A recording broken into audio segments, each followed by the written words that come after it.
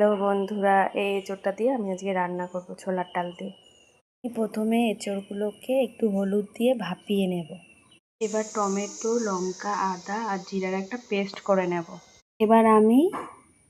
এবার আমি কিছুটা ছোলার ডাল ভিজিয়ে রেখেছিলাম, এটা সেদ্ধ করতে দেব। এবার আমি কড়াইতে তেল গরম করতে বসিয়ে দিয়েছি।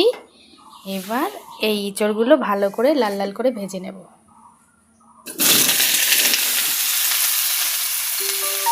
তেল গরম হয়ে গেছে। এবার আমি গোটা গরম মশলা, শুকনো লঙ্কা, জিরে আর তেজপাতা ফোড়ন দেব।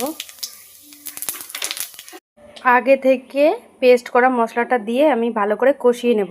এবার নুন আর হলুদ গুঁড়ো অ্যাড করে এটা ভালো করে কষাবো। মশলাটা আমার কষানো হয়ে গেছে। এবার সেদ্ধ করা ছোলার ডালটা আমি এর মধ্যে দিয়ে দেব। আমি ছোলার ডালগুলো দিয়ে দিয়েছি। এবার এই ভাজা এঁচোড়টাও দিয়ে দেব। আমার ছোলার ডাল আর এঁচোড়ের তরকারি রেডি হয়ে গেছে। এবার আমি নামানোর আগে একটু চিনি, একটু ঘি আর গরম মশলা দিয়ে দেব। এই একটু ঘি, এটা দেশি ঘি,